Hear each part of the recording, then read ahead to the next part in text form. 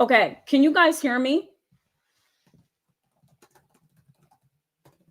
And if so, I'm going to flip my camera back around. Can you hear me now? Okay, fantastic. Okay, thank you. Let me go back and good. Okay, let me go back and flip my camera around. Hold on.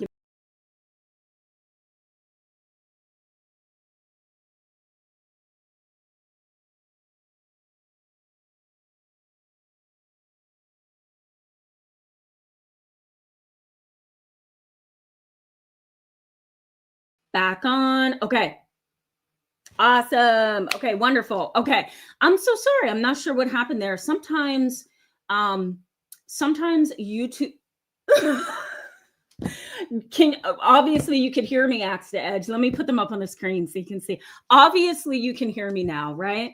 I don't know what's happening today. I swear. I signed on to YouTube earlier and then I was on Zoom earlier and no one could hear me. I'm like, what the heck? So as long as you guys can hear me and everything is good. Okay. Thank you very much. Is it Yachty? Hello and welcome to the channel. I don't think I've ever seen you on the live chat, so it's good to see you. Welcome to the channel. Let me give you a brief. Yeah, M and L Odell says, here we go. Okay, I'm sorry about that, guys. I'm telling you, it's been a long day. So let me give you a review of what I was saying at the very beginning. I was telling you, or at least I thought I was at the time. I was telling you that I'm glad to see you guys. I'm glad you guys are talking and you guys are engaging and you guys are all ready to go. I love to see the excitement. I was sharing with you that Fridays are rough around here in my parts, so I hope you guys are having a good Friday. My Friday was good because I got a chance to see my two favorite kiddos in my office today. And I say favorite because they keep me on my toes, they keep me awake during sessions, and they are hilarious. But before I could get home to get on here with you guys, I had to make 900 million stops. And I was thinking, I'm not going to be able to do my YouTube tonight. So it was really good that I could make it home in time and be able to get on here with you guys. So hopefully everything will be smooth from this point on. Yeah. Daryl Harris, welcome to tonight's live chat. It's good to see you. Daryl Harris says, glad to be here with you, family. Yeah, absolutely. Yeah, that's basically what I was saying at the very beginning, that I'm glad to be with you guys tonight. It is a frantic Friday, 100%. Sarah Leela, I'm going to say that until you correct me. Thank you so much for that. And I appreciate you guys, right? Because you could totally say, you know what, we're not doing Tamara tonight. You know what I mean? So the feelings are mutual. Let's jump in. Okay, guys, let me click on that little thing on the side here. We call it an overlay. And really what that is it just shows like there's communication that's going. You really can't see it, but it keeps me kind of engaged with you guys. So hopefully it works. Okay, let's jump in, guys. No more issues. Let's just jump in. This topic, I originally put this topic out tonight with a different title. Originally, I titled it Nurturing Your Inner Parent. That was a little bit it wasn't can I say romantic enough for me? It wasn't good enough for me. I'm like, okay, we can nurture our inner parent, but I need something that's a little edgy, because for those of you who do not know me well, especially for the new people on the channel, my background is pretty interesting. It's psychology, but it is also forensic law. It is also forensic psychology. So when I was in college, I double majored psychology, forensic science. And then I also took a little small track, after college and did a criminal justice program. And then from there, I branched off into counseling psychology and clinical mental health. So my background is working with, I hate to say it, but this is the way we refer to them: criminals, juvenile delinquents, individuals who have been incarcerated, but also children, teens, and families. So my background is kind of like, what the heck? Like, where are you here? So I have to have a little bit of an edginess to my topics, or I can't deliver to you guys. Okay. So it's a psychological thing. Okay. So when I titled the chat tonight, nurturing your inner parent, I needed to switch that up a little bit. So tonight's live chat is about something that's a little edgier than nurturing your inner parent. Yes, we're going to talk about that just a little bit, but we're going to talk about growing up in a family where a parent fails you. We can tackle this in 3 different ways. We can look at parents who have failed you. Okay, so now you're an adult and they're still failing you, right? And maybe as a child, you recognize very, very early that something is wrong with mom, something is wrong with dad. And the scary part of that is maybe something is so wrong with them that they should have never considered being parents. And I hate to say that because there are some parents who are truly wonderful. Mine is one of them. My dad is a whole other case, okay? Just a brief overview of that. My dad just wasn't around. My mom was young when she had my older brother. She was 18. He's 11 or 12 years older than me. We're close, but our dad, my older brother and I, he wasn't around. He was a musician. He traveled the world. He was all over the planet. He was never really home. And then when I was born, he ended up going back into the Army. He tried the Navy, then he went to the Army. And when he came back from the Army, he was literally traumatized to a point of not being able to be my dad, to a point of not being able to be my brother's dad. And so, he had an alcohol problem. He was angry. He was hostile. He was an absent parent. I'll put it that way. And it wasn't because necessarily he wanted to be. It was more so that he couldn't be. Think about our veterans. They go through quite a bit. So my dad was an absent kind of a parent. My mom got this attitude, when I was born, and I was such a I was such an overly active and creative young lady, and such an overly active mind that my mom was like, I can't allow him to kill you. I can't allow him to kill your soul.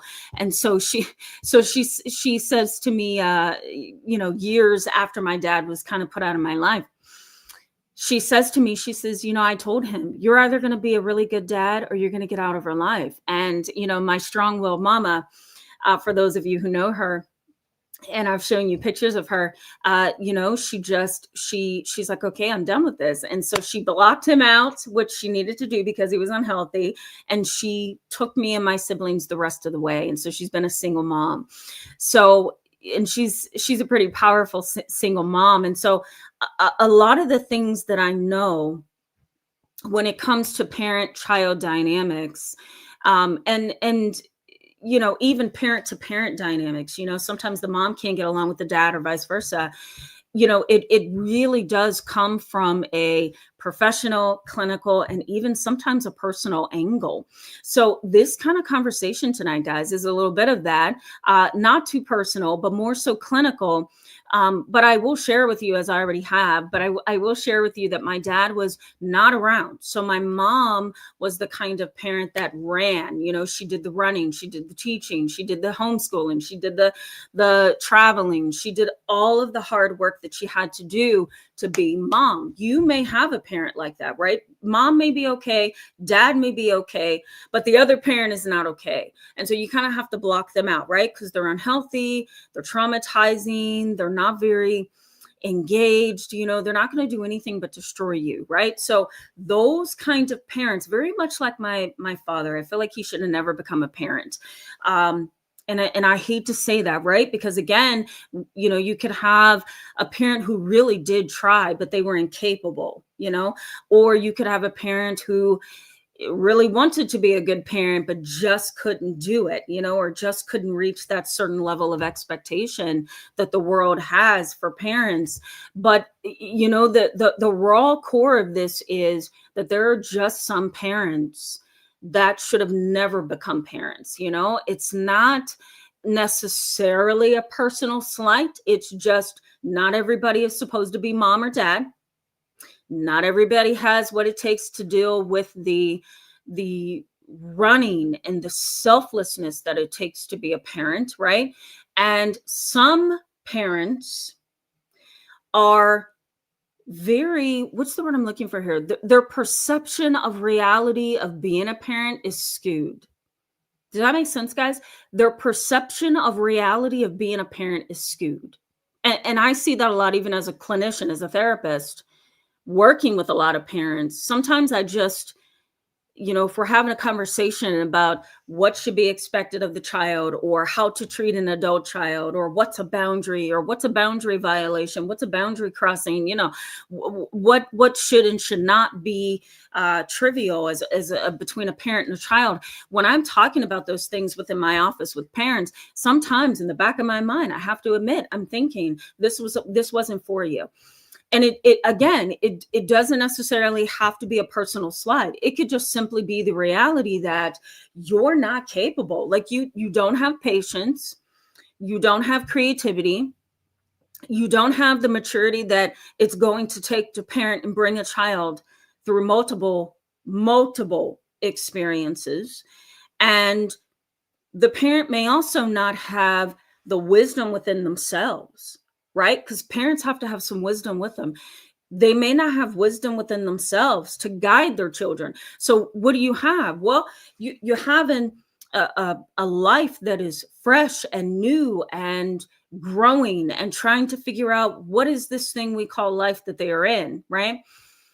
And the parent is just as lost as a newborn. And so sometimes parents, men and women, should just say, you know what, I'm not going to have kids. This is not for me. Sometimes it's not for them, right? So we can look at that angle tonight as well. We're also going to look at the fact that you may have had to raise yourself. That's a painful reality. When I worked many years ago, maybe 9 or 10 years at this point, when I worked in a juvenile delinquency center, I worked with mainly boys at the time. And I should say all boys, because most of my case, though, were boys at the time. They were from some really, really difficult households, guys, and we're talking about mom and dad getting high every single night, mom and dad drinking alcohol every night, mom and dad partying all the time, mom and dad not being attentive and engaging and selfless and loving and caring, mom and dad being narcissists, mom and dad being drug dealers and selling of drugs to people, and then putting their family in harm's way as a result of living that kind of a lifestyle. There were also parents who were very cold and callous and very distant and distancing, with the attitude of, you're over there, okay? I'm over here. I know I had you. I know I brought you into this world. I know I contributed to that, but you're going to be over there because I need my space. I need to go party. I need to go date this woman or this man. I need to go hang out on the corner and just, look cute. I need to be happy. Whatever the case, the child, and sometimes even the adult child, is put on the back burner, right? And so what happens to that person? What happens to that child? What happened to those boys that I was working with? Well, for the 4 years of my time and working in the criminal justice system with those boys, it wasn't good. They were arrested multiple times throughout the year. They were on probation multiple times. They would come into my office with shackles on their feet, wrist cuffed, right? They were always in trouble for fighting, hostility towards society, sometimes even bomb threats.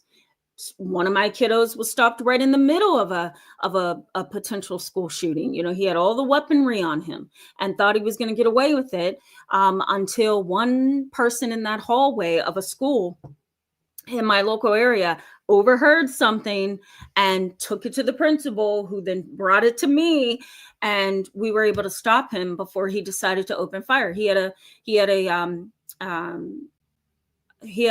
semi-automatic. I'm trying to think of the other. He had a what do you call those things? Oh, I can't think of what they're called. It's not a camping knife. I can't think of what it is, but he had all of the weaponry, and so many rounds of bullets in his backpack. And it was a very, very scary thing. Why was he like that? No mother, no father. And he was terrified of growing up. He was 15, 16, terrified of growing up, didn't want to graduate school, hated his father, didn't get along with his mother. Mom was extraordinarily narcissistic. Okay, we're talking about coming to sessions with me at the time dressed like she works at Hooters and being very, very self-consumed, making the appointments about her rather than her 15-and-a-half-year-old son who was chained and shackled every day of his life. So that's the severity level of it, right? So that's on one end of the spectrum. Let's go to the other end of the spectrum, which is maybe most of you on here with me tonight. You're dealing with what we call egocentric parents, right?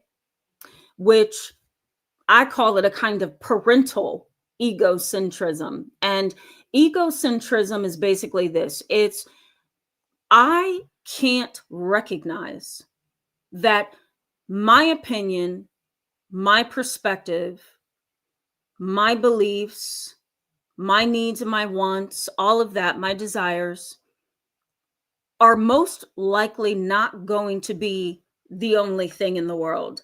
Egocentrism says that you have an inability to consider everybody else's opinion, views, right? And you believe that only your view and opinion and that your space of the world is the only space that is important. And so when you have a parent who is steeped in egocentrism, it is hard to say or ask, I'll put it that way, it's hard to ask, can you just be my mom right now? Can you just guide me a little bit here? Can you not judge me? Can you just guide me? Can you just give me your view? I don't really want your help.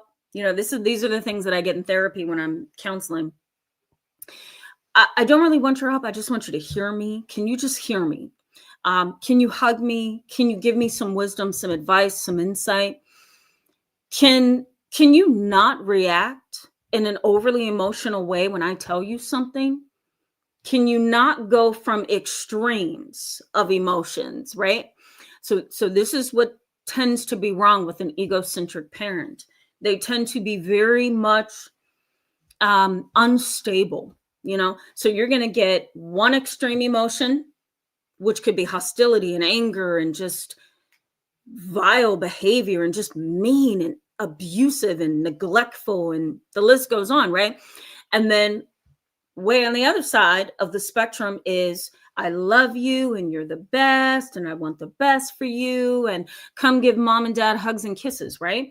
And so those extremes of emotions can leave you feeling very empty over time, because as research in psychology does suggest, especially when it comes to emotionally unavailable parents, research suggests that if you have a parent that goes from one extreme to the next, guess what it's going to do to you? It's going to put you on rocky ground. You're going to either close off and shut down. Okay. You're going to disengage because you can't deal with the extremes of emotions. It's too extreme. You know, imagine in the same day being hostile and angry, right? And then maybe after getting home from work, you're the sweetest kind of a mother ever, right? It is mind-boggling. It's sometimes very, very complex for even adult kids who have very unstable parents. So, you know, that's going to put you on rocky ground. It's also, as research suggests, it also has a possibility of leading to your own developmental challenge, right? So borderline personality, a personality disorder, it could possibly lead to you having a ton of developmental challenges, right? Difficulty forming relationships, difficulty opening up when you need to, being able to be emotionally expressive without feeling like you have to close yourself down, right? Having healthy relationships, knowing what boundaries are, you know, knowing what you need and don't need and what you want and don't want, right? All of those things are found in the safety of the relationship of the parent and the child. And so if the parent is unstable or the parent goes from one extreme to the next emotionally, it is going to have an impact on the child's mind. And it's really going to have an impact on the adult child's mind as well, right? Because sometimes, if we're honest with ourselves, we need our parents maybe a little bit more now than we did when we were kids. I know I do. I'm a really big girl. Everybody will tell you, Tamara doesn't ask for anything. She's independent and she's fierce and, and my mom just said it to me the other day. She's like, do you ever want any help? I'm like, yeah, right now would be helpful, and I was folding some laundry. But, on a serious note, even as a big girl, even as a big boy, right? Even as a grown man, a grown woman, you still can use the insight, the wisdom, the guidance of a parent, and I have a few clients like this. It's a really big void when it's not there. I have multiple clients right now who do not have mom and who do not have dad. And I absolutely love them, each of them. I think they are wonderful. And, we talk very well. We connect very well. We understand each other. We click. And I'm able to say, here's how you need to heal from this. Reparent yourself, nurture your inner parent, do this, do that. They are fantastic. But do I see the major hole in their lives because of not having that parent there? 100%. Is that for everyone? No. You may be extraordinarily independent, but there are some people who that hole in their life is evident. And, it's a true disappointment to look at these parents. They exist. They're not deceased, but like one of my clients this week said to me, she says, my dad might as well be deceased because he's not there. And when you're not there, you're absent, right? There's a hole, and that void, that hole it's gone. It means that you don't have that thing that you need to kind of help you from one place to the next. Now, before I go to the next term, and so that I can also go to the chat box in just a little bit, let me say this, and this is from personal experience, that if you have a parent who does more harm in your life than good, like my father would have been for me, okay? I had male role models and I also had father figures, and they were fantastic in my life. And guess what? That was enough, But if you have a parent who is not going to be healthy for you, they're going to impact you negatively. They're going to, in some form or fashion, contribute to your life in a negative way, then you are going to have to move on, right?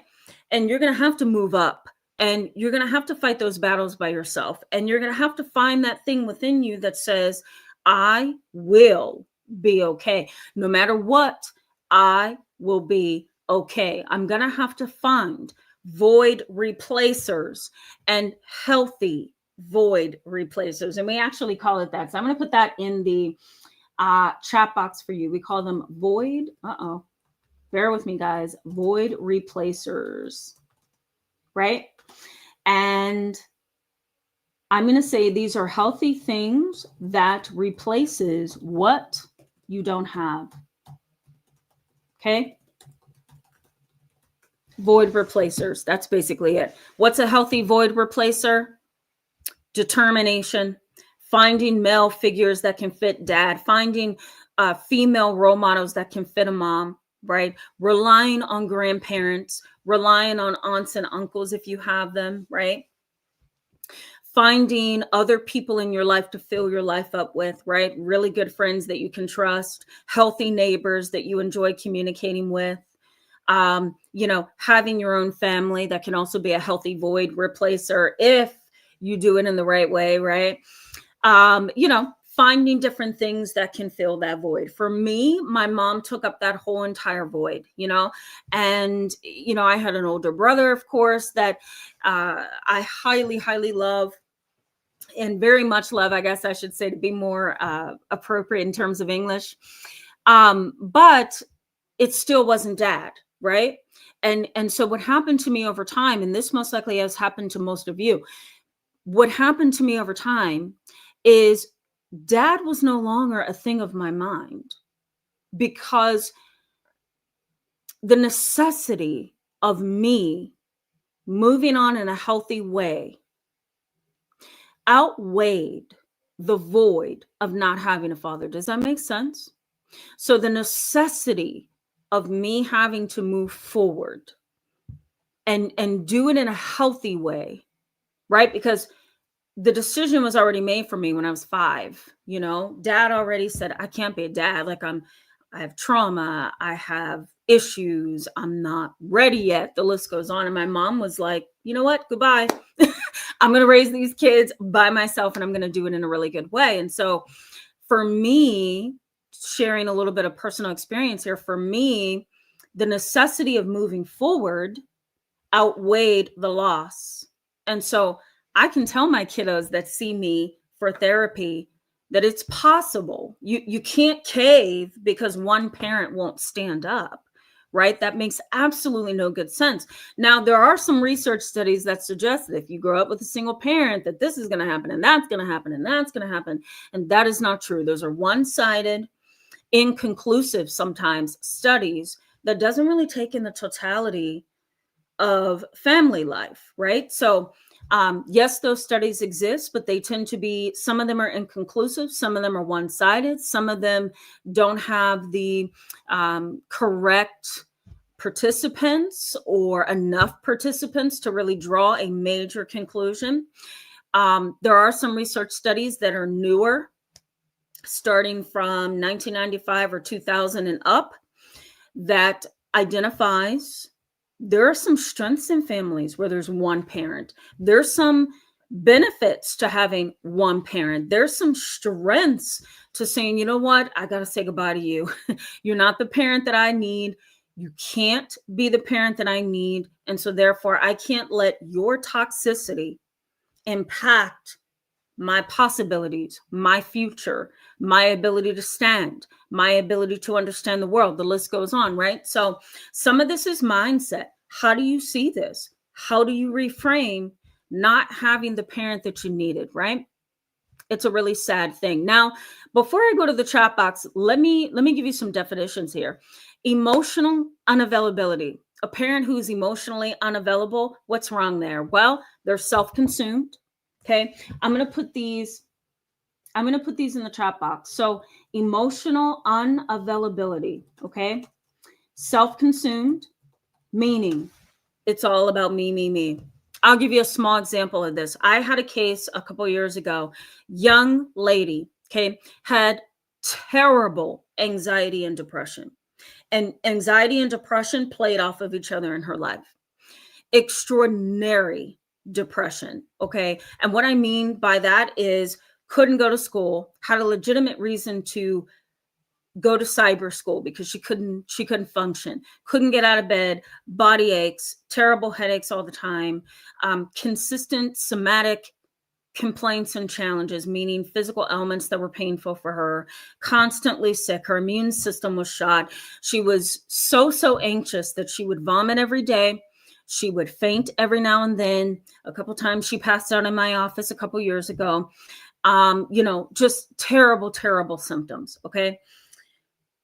Therapists try to have an open mind, most of us. And so we say, okay, here's a child under the age of 18 who's struggling. We're going to look at this as this is a struggle that you are having because you have symptoms and we need to get those symptoms under control. We're going to kind of, over time develop some what's the word I'm looking for? My goodness, I'm losing my words tonight, guys. We're going to look for some triggers or some risk factors or some things that could be contributing to your symptoms. And so that's what I had done at the time. And it didn't come out right away. But after 3.5 years of doing therapy with this young lady and her symptoms getting worse over time, no matter what therapist she went to, like she had me as her, if you will, base psychotherapist. So I was that psychotherapist she would come back to, and it wouldn't work with somebody else, and she would come back to me, and then I would refer her because her symptoms were getting to a place where nothing we were doing was working. So now we've got to get you into what we call a higher level of care. You need to be in the hospital, or you need to be in a residential program, or you need to be seeing a therapist multiple times a week. So I referred her, but then she boomeranged back to me again, and we started a different treatment approach. And after 3 years of going through this with her, I finally got a chance to just kind of pause and look at the entirety of the 3 years that she had been working with me, including the other forms of failed treatment that I had referred her to. And what was scary about this is it took 3 years, unfortunately, and multiple therapists sending her to for additional care. It took all of that for me to pause. And one day it clicked in my mind like a light bulb moment that this young lady is a victim of an emotionally unavailable and highly immature parent. And the sad part about it is she leaned more on her father and her father's father, so her great-grandfather and her great-grandmother. She relied on them for support because mom was inadequate. And the sad part about mom is she never saw it. She didn't care to see it. She didn't try to see it. And even when her daughter would almost cry and beg, Mom, I need you to step in for me. I have this weakness, this vulnerability. I'm severely depressed. She attempted suicide multiple times. We're talking over 15 different times. Medication, cutting, the list goes on. She didn't want to live. She did not want to live. And I honestly cannot blame her. If I had a mother like that, I probably wouldn't want to live as well, because here's the thing. Mom could be available. She could be available. She was working a job that was more of a secretarial job, okay? And she only needed to be at work from 8 to 5. And she had all that time after work to be with her daughter. She didn't want to be. Nope. Daughter was constantly with dad, constantly with great-grandpa, constantly with great-grandma, constantly with cousins, aunts, and uncles, while mom did what? What do you think mom did after 5 o'clock every day? Every single day. And we're talking Saturday and Sunday. She went out partying. She went out dating. She went out drinking. You know, one time she did some bar hopping where she came home sick, vomiting. The police were at the house, ambulance, and everything for mom. She was unavailable. And so her daughter's treatment could not work because the most important component of her life was absent. And she wasn't able to pause. This is mom. She wasn't able to pause and say, you know what? I'm the problem. Mom blamed all the therapists that I referred her daughter to. She blamed the police when the police picked her daughter up from laying out on a curb in the inner city, passed out. Why? She fainted. She was overwhelmed. She hit the ground, and she wore a big bruise on her face to show it for several weeks. And mom didn't care. She cared enough to say, I love you. She cared enough to say, I'm going to find you a therapist, which was me. She cared enough to say, I'm going to get you on medication. But when it came to really being that mom and being available and being attentive and being emotionally available, she was nowhere to be found. She would sometimes do really good and then fall off, and then she would mess up again. Or she and her daughter would be doing really good. Her daughter's symptoms looked like they just completely just like, it was like remission of all her anxiety and depression symptoms. And mom seemed to be doing good. And then they would come and see me the following week, and it would be like nothing good ever happened. And I'm like, where's the progress? Where'd the progress go? And the progress disappeared because mom was the big elephant in the room. And she would literally blame everybody else, her father, her ex-husband, you know, the list goes on. including her treatment providers. That young lady had me and case coordinators and service coordinators, and the list goes on. Social workers were involved. She would blame everybody else but herself, right? Emotionally unavailable mom, very self-consumed, okay? Emotional unavailability of a parent, emotionally self-consumed. I care about what I feel. I care about what I'm thinking in my mind. I care about me, okay? Sometimes very, very narcissistic. Do I look good? Do I sound good? Do I look the part to society? Do I have the right kind of friends? Do I have, the best guy or the best woman to date? Am I up with the fashion of today? It's kind of like this constant narcissism, and it's such a all-consuming narcissism that the child, the adult child, the adolescent child, they get pushed out of the picture, and everything is about that emotionally unavailable parent. There's also an inability to see beyond themselves. There's an inability to see beyond themselves. There's an inability to foster a deep bond with the child that they brought into the world. They are literally a stranger, okay? So self-consumed, I'm going to put cannot see beyond themselves.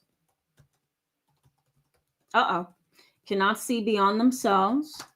And what else did I say, guys? They're like strangers, right? Have you ever felt like a stranger to your parent? Who are you? I don't know who you are. When did you start behaving this way? When did you like that? Emotional unavailability, emotionally immature parents. Okay. This is different. Emotionally immature parents. What's wrong with them? Well, we don't want to sound, and I probably should have said this at the very beginning. We don't want to sound judgmental. That's not what we're doing. We're identifying, we're acknowledging, and we're spelling out what the issue is. That's really what we're trying to do in tonight's live chat. So, emotional immature parents. Lindsay Gibson. She wrote the book, Adult Children of Emotionally Detached Parents. Love her. Able to meet with her at a conference a couple years ago. I don't know. Let me see something here. I think I have. For those of you who do not know, let me see if I can give you. Yeah, let me see if she's here. Hold on. Let me see if I have. For those of you who do not know who she is, I don't know if I have her still. Yeah, I don't know if I have her. I don't have her here. I had some photos from a conference that I had gone to. No, I don't think I do.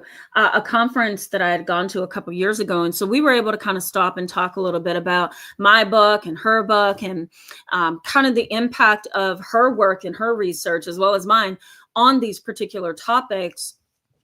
And one of the things I remember her saying to me was emotionally detached parents, they can really shift. They can really shift the life of not just the child or the adolescent, but the adult child.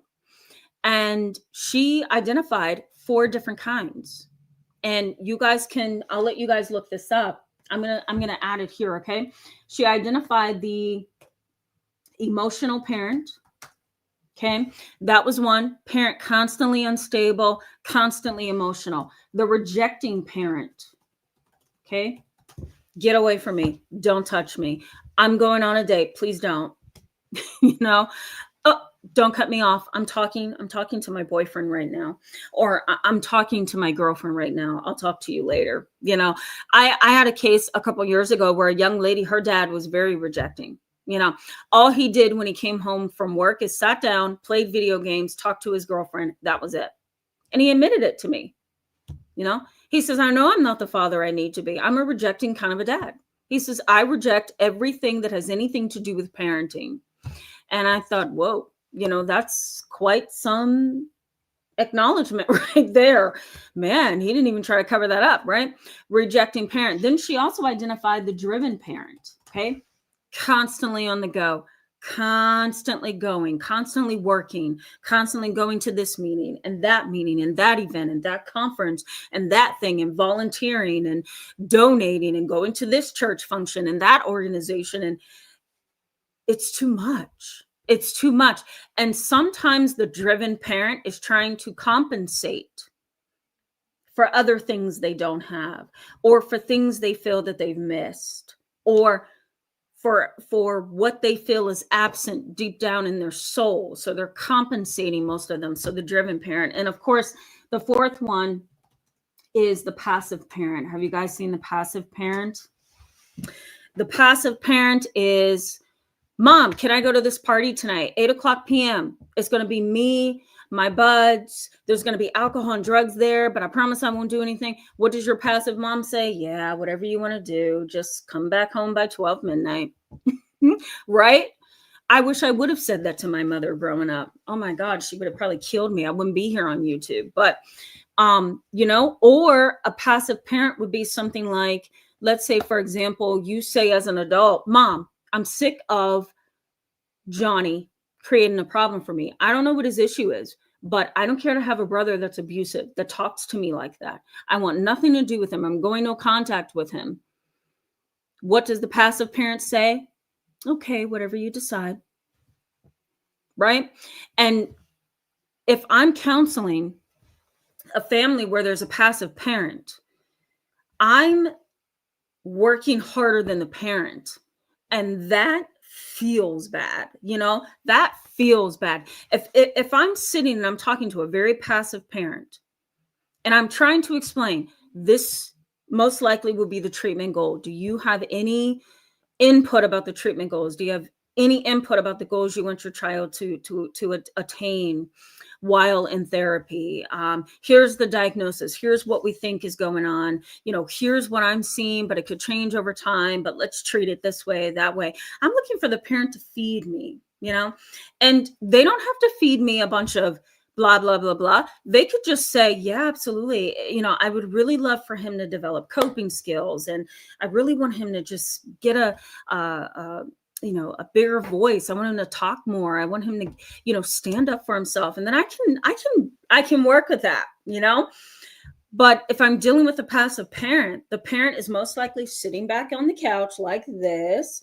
The parent is likely drinking their water, playing with their water bottle. The parent is looking all around the room instead of giving me eye contact.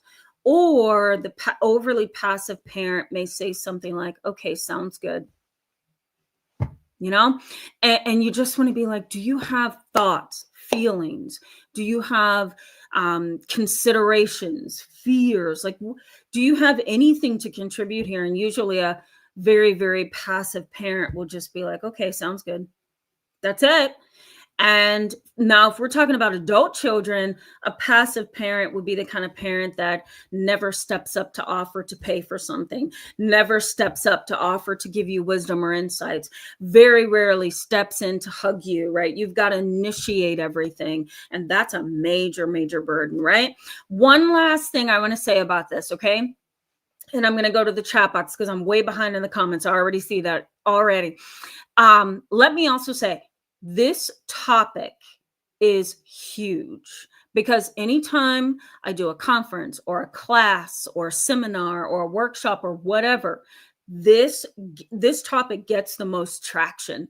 And for me, that means that there's a lot of people that feel like they have had a terrible upbringing, a terrible history with whatever parent, both or either, and it's a situation that hits home for a lot of people. Sadly, the research is lacking. We need a lot more research. Lindsay Gibson is really the best I'm going to say the best available researcher on this topic. And I'm not just saying that because she's my coworker and we share a publishing company. We're both under the same publishing company, not trying to push her book either. I meant to say that earlier. But I do have to say she is the leading expert on this today. She had a New York Times best-selling book, and it's, adult children of emotionally immature, detached parents, one of those titles. So our research is lacking. You can lean on her for most of the research, but we're lacking. Long-term causal pathways are difficult to tease apart. Here's what that means. We can't figure out sometimes as professionals, is this issue the result of a long-term issue that has caused a variety of problems for kids, right? For adult children, depression, anxiety, low self-esteem. We're gonna get into it tonight because I'm gonna give you the impact that these kind of parents have on you. So you'll hear a little bit more of them later, but we're not quite sure if there's a causal relationship between these kind of absent parents and some of the issues that you most likely have. But we're trying to figure it out as we go along. All right, guys. Okay, I saw a super chat. So let me go back and answer this one. Live Life. Thank you so much for becoming a member of the channel. Really appreciate you and so glad to have you. It's good to see you. I am strongly considering member-only content. Now, I don't want to do that because I love every last one of you on the channel, but I want to offer some little perks here and there. So that's coming up in the next few months. So if you're a member, you get access to some of those, additional perks, but never feel like I'm not going to give you the real, awesome stuff, because I will. But you're going to see some member specific perks coming up here in the next couple of months. So really glad to have you as a member, Live Life. Glad to have you as a member as well, Scorpio Bird. It's so good to see you. Welcome back tonight. Welcome as well, Live Life. Forgot to say that. Nuffs. I always mess this up, and I'm so sorry. Nuff Tushja. I'm going to say that until you correct me.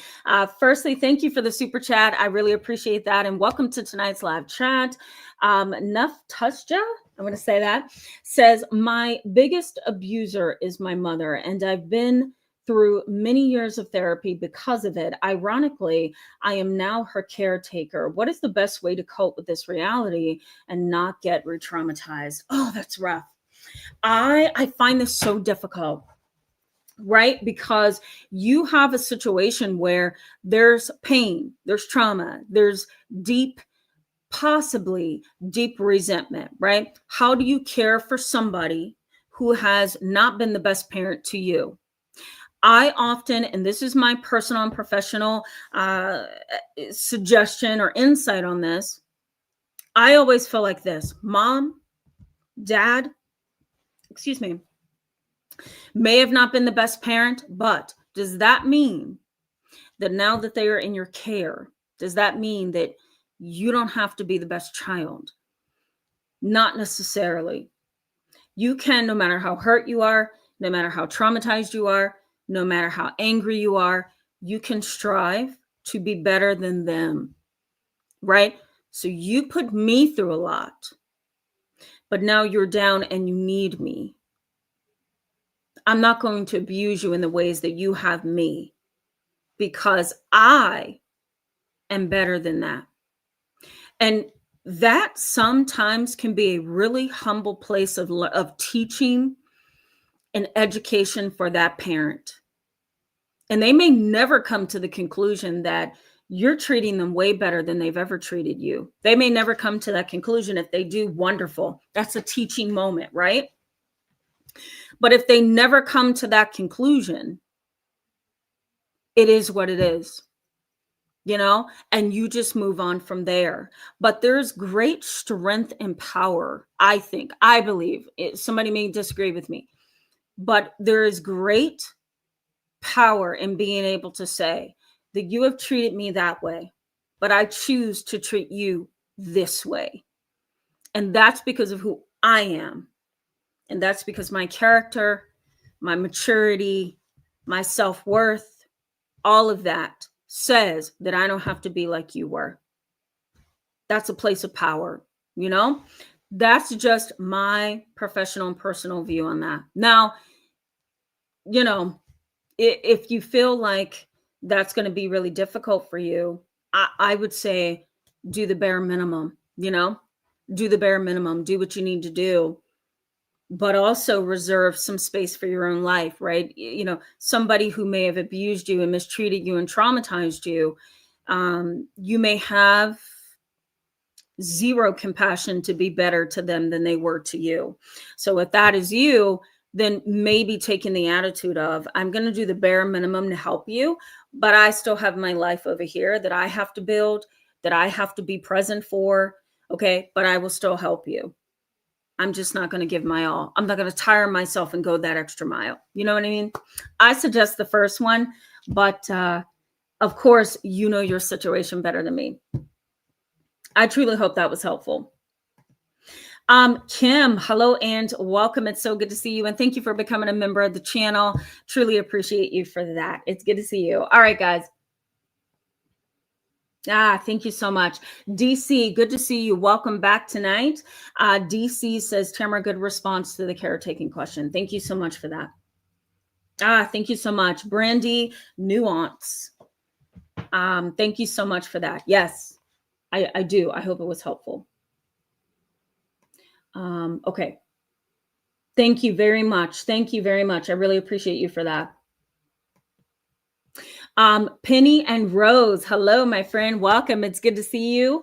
Penny and Rose says, I stayed in the same city to take care of my mother. She was at death's door and died, cowling and yelling at me.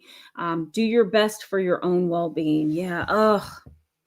Yeah. If you have a parent like that, God, Penny and Rose, I'm so sorry. That's rough. If you have a parent like that, yeah, you may want to second guess, try to figure out what's the best, way to deal with that. That's a hard one. That's a hard one. Lojo Han, thank you for becoming a member of the channel. You guys are all like snagging up these memberships. It's so good to see you and so good to have you as a member. Hope you're doing okay. All right, guys, let me scroll back a little bit because I need to welcome some of you. I'm so behind. Ellie Wynn, hello and welcome. It's good to see you. Welcome to tonight's live chat. Sharon Woodson, hello and welcome. It's good to see you in tonight's live chat. Leave me a comment. Let me know what it is that you're dealing with. And I will see if I can definitely be of support. So just let me know. JKD Merit Master Group, hello and welcome. It's good to see you back tonight as well. Always love to see you when you guys come back to a live chat after maybe like weeks or days of not being here. It's so good to see you back. Phoenix, hello, my friend. It's good to see you as well. Phoenix says, I always feel bad for talking about my mom because I don't want someone to judge her from my comments. That is a mature position. Totally love that. She worked like a dog most of my life to make sure we ate and the bills were paid, but wasn't nurturing. Totally get you. So she was kind of like the father, if you will, if you're looking at those traditional roles. She was kind of like the father of the household, right? She just did the work, but the nurturing piece of that was gone. Yeah. I totally get that. Yeah, totally get that.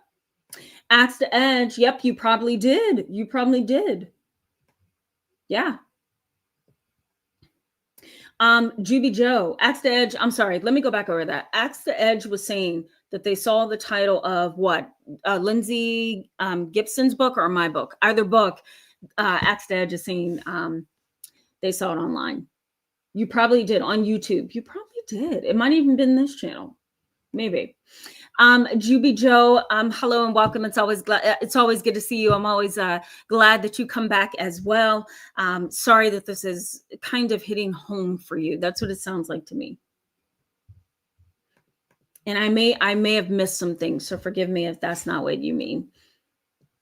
Amber Shaw, hello and welcome. It's good to see you and welcome to the channel as well. It's good to have you.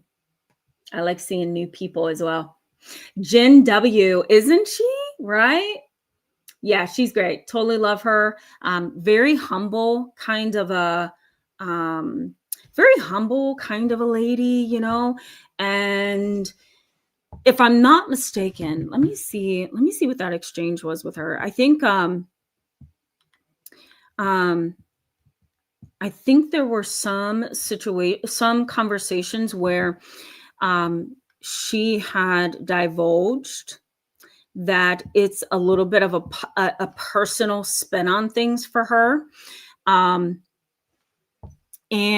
she was explaining one of the podcasts or interviews that she had done recently, she was explaining that these kind of parents really do cause a lot of problems for their adult children. And the problems that these adult children have had as kids, it tends to follow them into their adulthood. And so you never really rebound. You can, but you have to have the right tools and the right, I think, support system. So I can't recall correctly, and I don't want to misquote her, but I do believe some of this is from a personal angle of things. Here she is, guys, in case you guys don't know who Lindsay Gibson is. Ooh, this is not good on this side. That's what she looks like. Okay. What I would do is go to, let me pull this up. Go to, if you want to learn a little bit more, not only about the one book that she has, but a couple of other books, you may want to go to, bear with me, give me 1 second. Here we go. You're going to want to go to newharbinger.com. Okay, I wanted to make sure that she's still listed as an author there. But you want to go to newharbinger.com. Go ahead and type in Lindsay Gibson, and you're also going to see some of her. Let me see if I can find her on here. You're going to see some of her books. Okay. And what's awesome is New Harbinger. Yeah, she has a few there. So you're going to want to go there. New Harbinger Publications. They're offering a 25% off discount. So if you want to buy one of her books, or you want to see kind of where she's been focusing her research and her knowledge these past couple of months, she has a new book out as well. You're going to want to go to New Harbinger, because then you can use the coupon. Okay. Totally not pushing New Harbinger or Lindsay, but I really do think she's awesome. So, okay.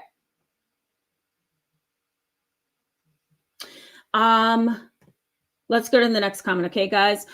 2 minutes challenge. Hello and welcome to the channel. I don't remember you.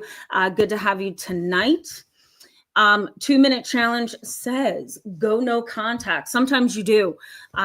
I don't think that that's one angle. I don't think that's an angle of this that Lindsay Gibson centers her research and her work on, but I'm not going to say it's unhealthy to do, because sometimes you have to walk away from the parent that has caused you the many years of chaos, the many years of trauma, the many years of not feeling loved, approved of, accepted, cared for, nurtured. The list goes on. Sometimes, and that should be the last resort, sometimes you have to walk away because they're more of a poison than they are a benefit to your life, right?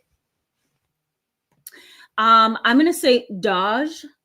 I hope I'm saying that correctly. Hello and welcome to the channel. It's good to have you tonight. Daj says, correct me if I'm wrong. I'm going to say Daj says, I'm having a hard time with the age gap and parenting and my family dynamics. Oh yeah. Let me know in the chat box here what you mean by that. Do you mean too young, too old? Right? Are we talking young children and baby boomers? I have that in my office. I have a family that comes to see me now. Dad is 65, mom is 60, but guess how old the child is? You ready for this? You ready for this? They adopted. So the child is literally 12 years old. 12 years old. I can't imagine. Okay. I can't imagine hitting 60 and up and trying to raise a 12-year-old. Like the 12-year-olds that I work with on a daily basis, I feel old, okay? And I'm pushing 40. I feel old, literally. I feel ancient, if I'm honest with myself, because they come in, they're throwing all these acronyms and slangs around, and I'm like, okay. I don't know what that means. I don't know what that means. As far as I got in the slang is LOL, and TBH, okay, and maybe a couple of others, but you're gonna have to break that down for me. And sometimes they just crack up at me because I don't understand what they're saying. The music that they listen to, the fashion that they are into, the maturity of their conversations, the attitude that they have, like it is really hard. So I understand the age gap, or you know, it can be pretty damaging depending on what the dynamics are. I'll put it that way. Okay. Bear with me. Shauna Thompson, a couple more comments, then we're going to delve back into the content. All right, guys. Shauna Thompson, hello and welcome. It's good to see you. Hope you're doing okay. And thank you so much for being so kind to Sharon Woodson. That's really wonderful. Thank you. Jermaine, hello, my friend. It's good to see you. Welcome back tonight. Thank you for your kindness to Sharon as well. That's wonderful. I love when you guys do that. Coach Falcon, hello, my friend. It's good to see you. Welcome back. Yeah. African parents are interesting. Can we say African parents? Can we say German parents? My father was half German, so German parents, African parents. There's another culture that's kind of where, you know, you look at the parents and you say, don't you have these like loving feelings towards your child? I can't think of the other culture. It's escaping me, but it feels cold, right? The parent-child bond. Yeah. Or the parent-child relationship. Sometimes there's no bond. Yeah. Totally get you. Excuse me, MS. Hello and welcome. It's good to see you back tonight. Hope you're doing okay. Elizabeth, hello and welcome. It's good to see you, my friend. I haven't seen you in a while. Hope you're doing okay. Elizabeth asks the question, can a parent be a mix of these, like an emotional and rejective parent and a passive parent? 100%. 100%. You can have an emotional parent. So the categories are emotional parent, passive parent, driven parent, rejecting parent. Okay. You can have a very driven parent who is also a rejecting parent because they're so driven, they don't have time for you. So driven and rejecting parent. Then you can also have an emotional parent who is also a passive parent. Emotional parents tend to be, excuse me, guys, let me get a sip of water. Excuse me, and thank you. An emotional parent who is very reactive, very up and down. They go from one extreme to the next in emotions. Those kind of parents can definitely be passive. They don't know how to step up and be a parent. They don't know how to step up and give insight, give wisdom, give knowledge. They don't know how to set a boundary with a child. They don't know how to be that adult, that parent to you as the adult that they need to be, right? So you can have definitely a mixture of these. And you ready for this? You can actually have a parent who's all four at different points in their life. Isn't that interesting? Yeah. Very, very good question, Elizabeth. Okay. Call me CP. Hello and welcome. It's good to see you. Welcome back. Call me CP says, my religious parents still use guilt and shame even more since they've gotten older. I hate it. Yeah. Yeah, I don't blame you.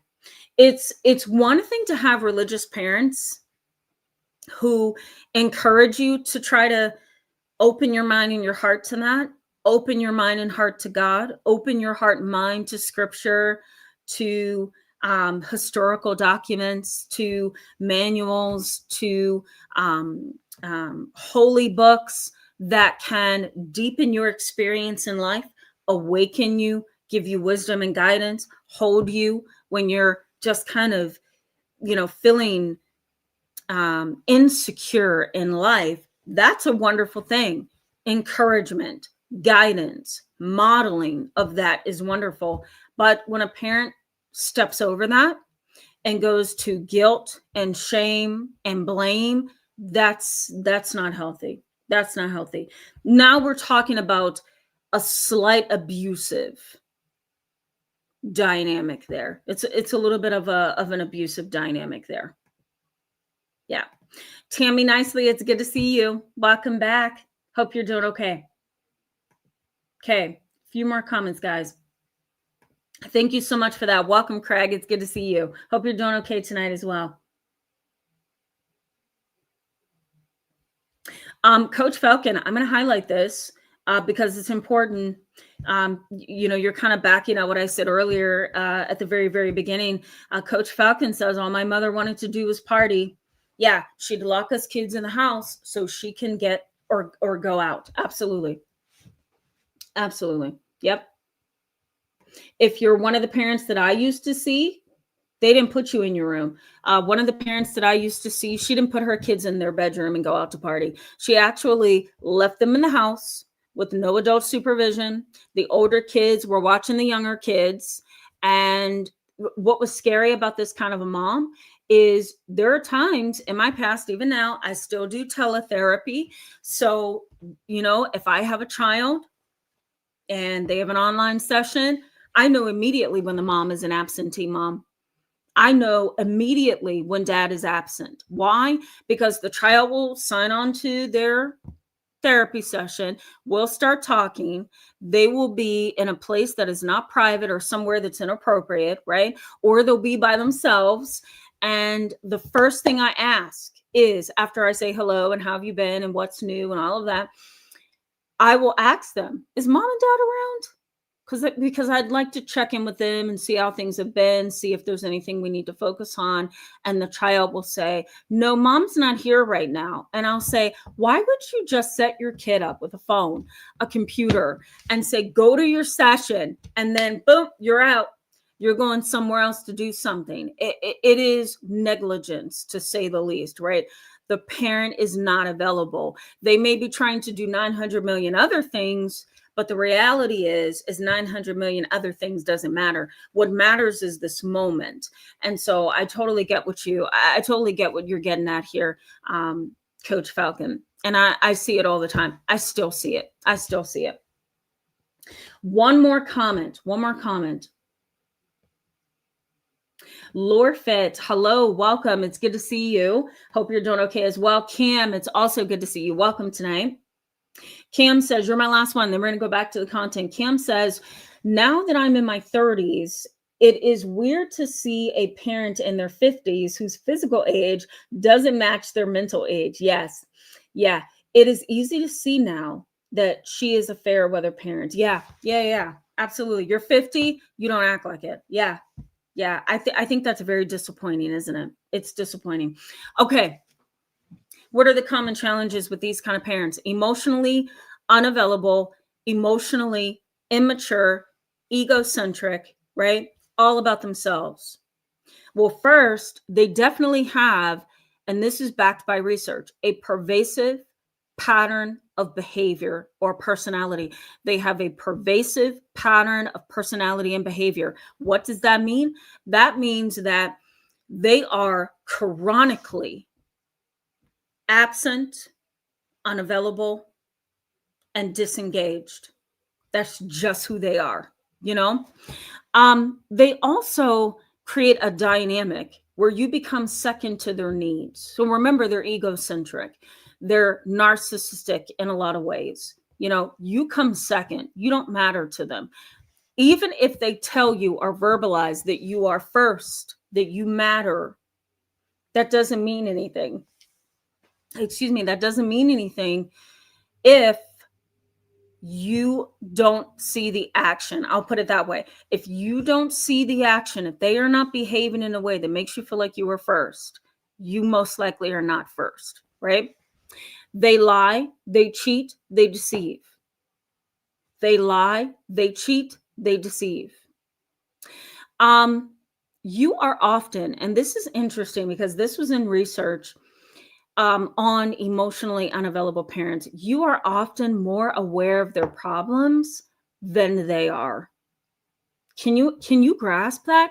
You are often more aware of their problems than they are. Anytime I have a child see me for therapy, and once I get a feel for the dynamic, and maybe we're about 7 sessions in, what I've noticed is the child will say to me, Miss Tamara, all mom does is drink. And I'll say, really? How did you figure that out? Do you see it? And the kid will say, yes, I see beers in the refrigerator and they're gone every day. Sometimes my mom drinks a whole wine bottle, they'll do this, try to give me a visual, and I'll say, okay. And I'll say, well, some people can hold alcohol pretty well, but it depends how often, every night. And I'll say, oh, okay. Okay. Is it a whole bottle every night, or is it half a bottle one night? No, my mom says you can't drink wine and then drink it the next day. You have to get rid of it. So she drinks the whole bottle in one night. I see what you mean. Okay. Mm-hmm. And then they'll go on and they'll give me some more details, and then they'll say, mom is often depressed because she's crying. She lays in bed all the time and she just cries.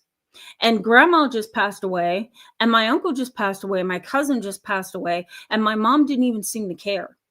It's like she's emotionally detached. And I'll sit there and I'll be like, oh my God, should we switch seats? Because the kid is so aware of what the problems are with the parent. And even though, the child is a child, they get it, it clicks. Adult children, same thing. Sometimes I'll have adult children come in to see me for therapy, and they'll say, here's been mom and dad's problem since I was 5. Here's what's mom's issue, judging on how mom was raised, and so a lot of times, and again, this is backed by research, a lot of time you will understand their problem way before they do. And that's a sad reality. They're also not willing to give themselves up. They're not going to give themselves up for you, whether they're, a partier, a business person, whatever. They're not willing to say, you know what, I'm going to be done focusing on me so that I can focus on you. I love when adult children have the kind of parents that say, I had my time. I had my partying. I had my entertainment. I had my dating. I had my opportunity to go to higher education. I had my opportunity to be in the world. It is now my adult child's opportunity to live life. And so I'm going to be that supportive parent. I'm going to support the grandchildren. I'm going to help my daughter and my son buy their first home. I'm going to support their marriage. I'm going to start volunteering and donating and doing some good work in the world. Parents who are emotionally immature and unavailable, they don't care about any of that. They just want to do the next thing that makes them feel good. I want to party. I want to date. I want to eat. I want to watch movies. I want to have no responsibility. I don't want to work anymore. They do whatever it takes to comfort themselves. It is okay for parents to comfort themselves from time to time. But if this is a constant thing and this is who you are as a person, that is a problem, right? The other thing is they have extremes of emotions. I talked about this earlier. Their extremes could be hostile to very mildly frustrated. It could be really emotional and reactive to really calm, cool, and collected. It could be abusive and angry and just ugly, right? To come give me a hug and a kiss and let's go out and let's buy some new clothes and, let's talk for a little bit. Let's go to the park. You know what I mean? Let's just try to get to know each other again. It's so confusing and it can really, really throw you off. There is also a lack of emotionally safe. And I'm going to throw this in here, validating space or emotion management. Let me go back over this. So there is often this lack of emotionally safe and validating atmosphere, environment, or space to experience any of your emotions. Research suggests that if you have a parent that hasn't kind of carved out this space for you to just share and talk and engage and learn and grow and ask questions and experience and feel with your parent, that is a big problem. There are some parents who have brought their kids to me and they'll say, we wanted to get her in therapy because I'm not the kind of parent, I'm not touchy-feely. I'm not emotional. Okay, I understand. Or they'll say something like, I'm not the one to talk to. I had a parent one time say to me years ago, I'm not mature. And I said, excuse me? She's like, I'm not mature. And left it at that. And I says, okay. And so we are acknowledging this or, and she says to me, I am not mature. I'm very immature. I am still a child at heart, and I put my kids in therapy because I can't do the deep conversations. Okay. I mean, at least you're honest. But you do realize that you are taking a big part of who they are, what they need, and you're placing it onto a therapist, a stranger. They're still going to be impacted by your unavailability, but in her mind it was, I'm replacing me with you. And sometimes parents will do that, and that's a whole issue in and of itself. But the issue is there's no carved out space for you to feel, to think, to share, to grow, to be open. It's a slammed door. I love when parents come to me for therapy with their kids, and they say to the kid, talk. I want you to talk. I have several awesome parents like that now, and I will have them in the room with me, and I'll ask, how's the past week been? Sometimes mom and dad will say it's been an awful week, and here's why.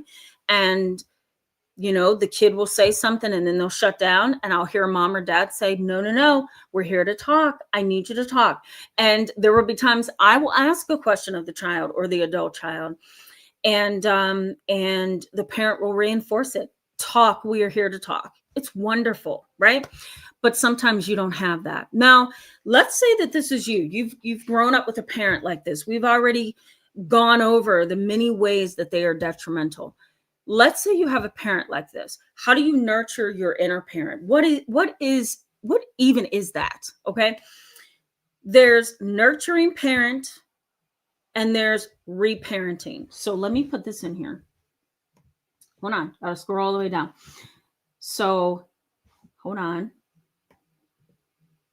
Jeez Louise. I'm so far behind in comments. I'm so sorry, guys. I'm coming to you. Okay. Okay, reparenting. What is reparenting?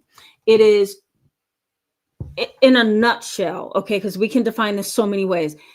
In a nutshell, it is taking those pieces of yourself that you have lost growing up under an emotionally immature and unavailable parent.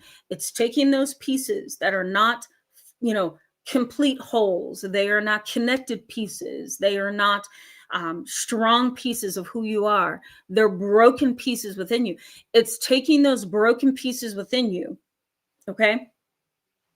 Seeing a map of yourself, of where you can go, who you can be, how you can heal, who matters and who doesn't matter in your world.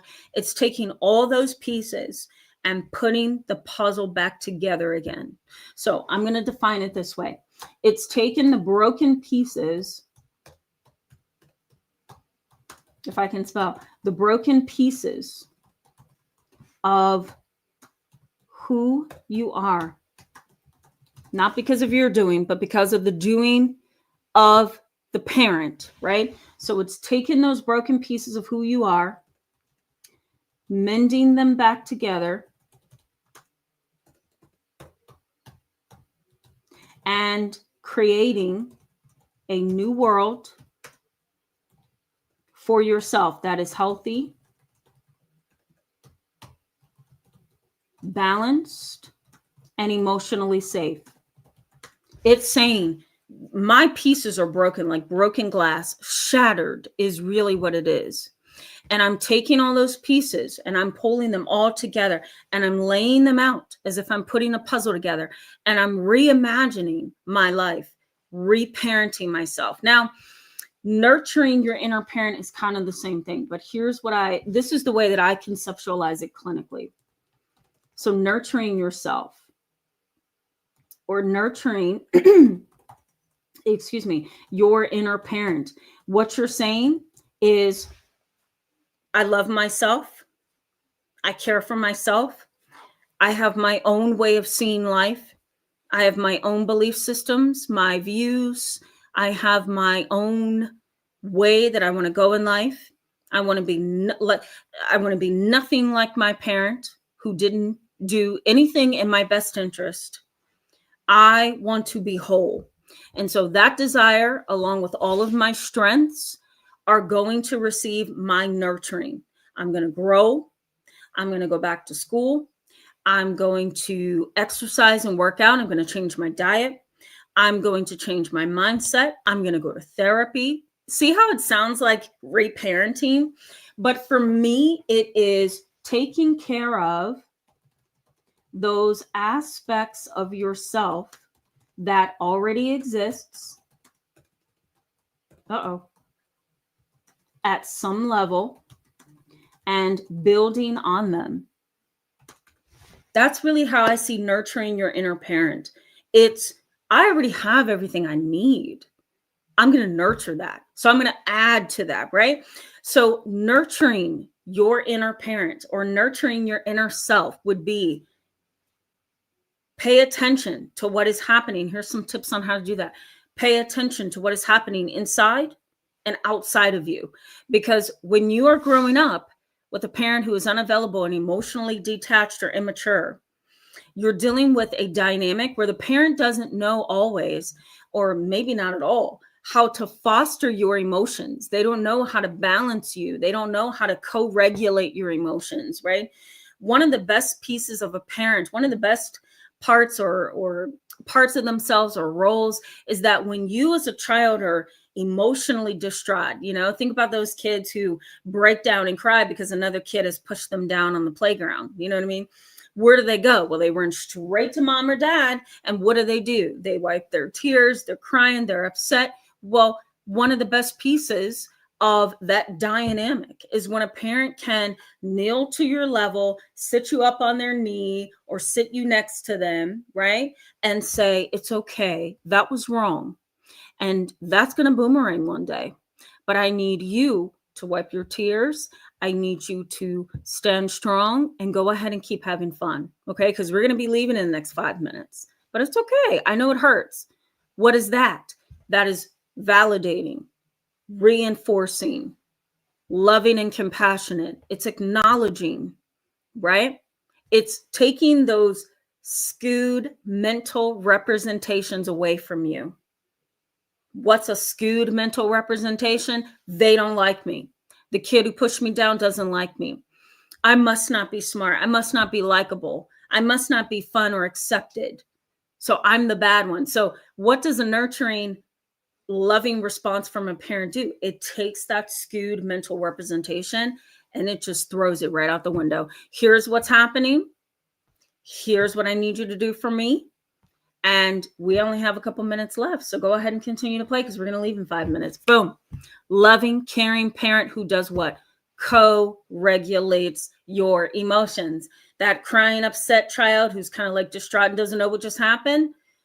Mom, dad pulls it all together and says, we're going to go from this point to that point, And so that is what we call co-regulation of emotions. So parents who are emotionally immature and unavailable, they don't have that. They don't have that. That's gone or never existed.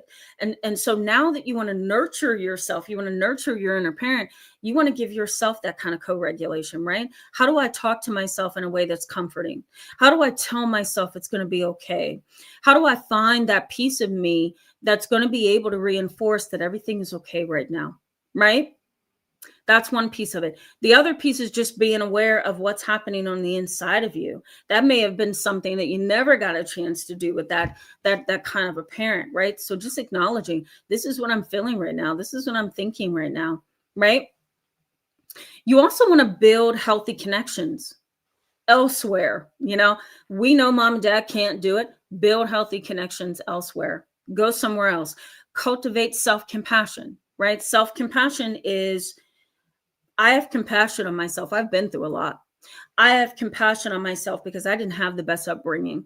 So I'm going to be patient with myself. I'm not going to call myself names. I'm not going to judge myself. One very smart therapist that I work with, we refer clients to each other and things like that. We coordinate care. And she said something to me that I thought was very wise. She said, if we actually said out loud the ugly things that we say to ourselves on a daily basis, it would sound like a hostile, angry bully.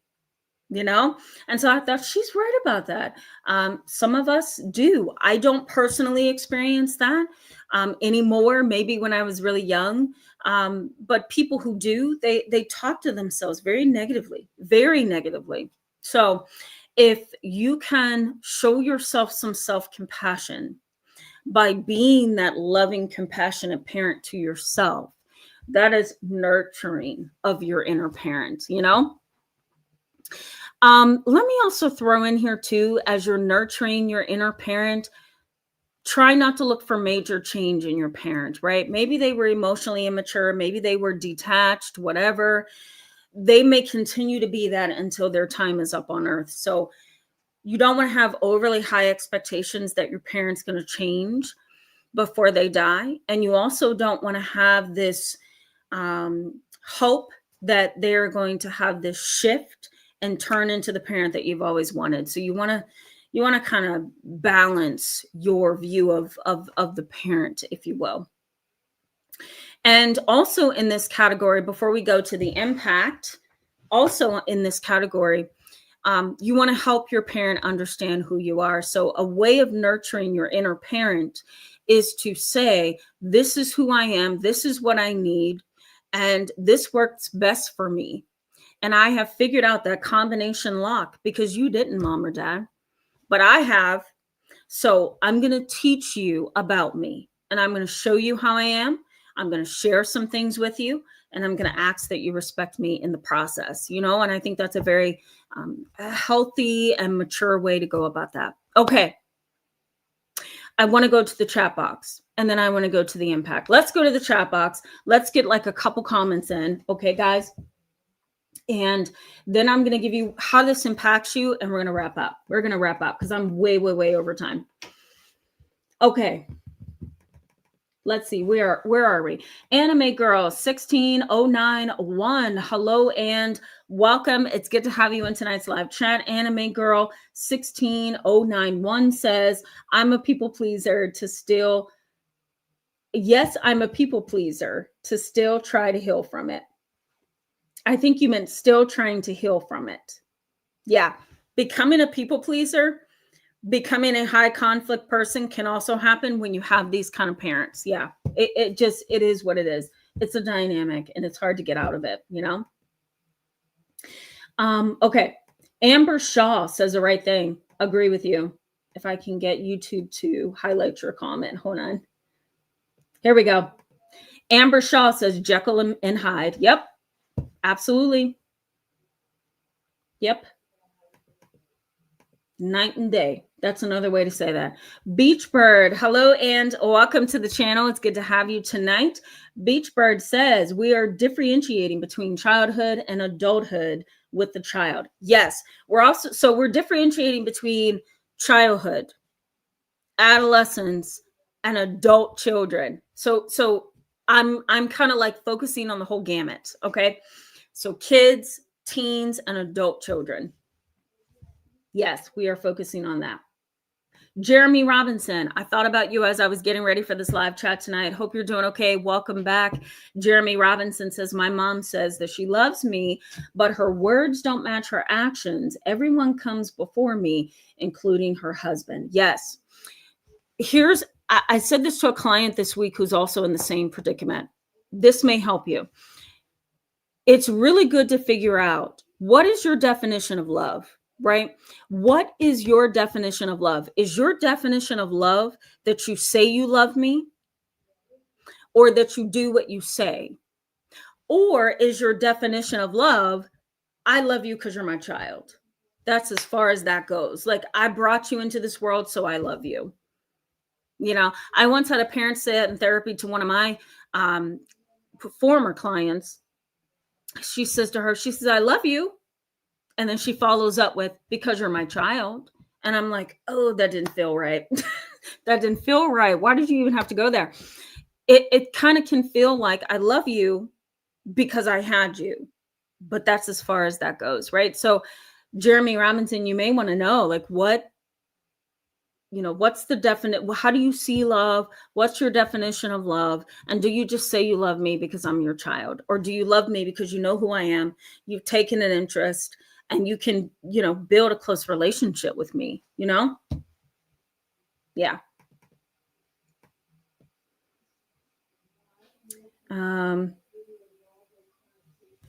Okay, let me keep moving, guys. I'm just trying to find another comment.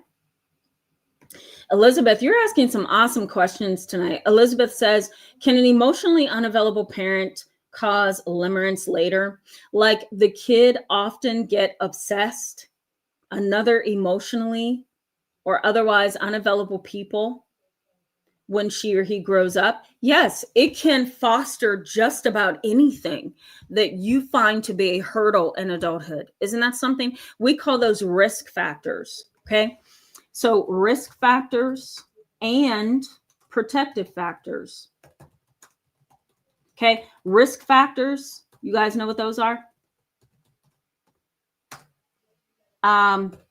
Absent parent, emotionally unavailable parent,